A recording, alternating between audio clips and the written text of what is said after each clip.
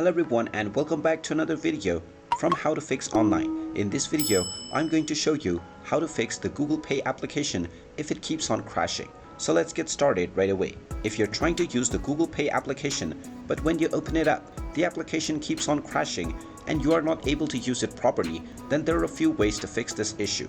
The first thing to check is to see if you are updated to the latest version of the Google Pay app. So open up the Google Play Store or the iOS App Store and then tap on the search box and type in Google Pay and start your search. Once you find the Google Pay application, tap on it, and if you see an update button instead of open, then this means that you will need to tap on it to install the latest updates. Just tap on the update button and wait for a little while until the installation and download of the latest update is completed.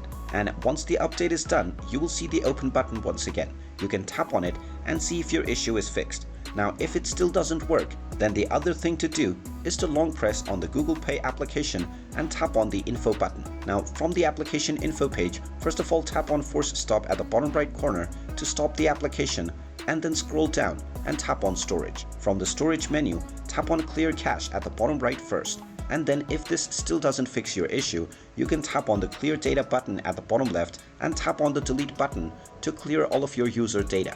Now, once this step is completed, you will need to log into your account once again within the Google Pay app, but now your crashing issues will be fixed. And there you have it. That is how easy it is to fix crashing issues on the Google Pay application. If you find this video helpful, make sure you hit that like button and subscribe to our channel if you haven't done so already. Also ring that notification bell to never miss another update from us. Thank you for watching, and I will see you again in the next video.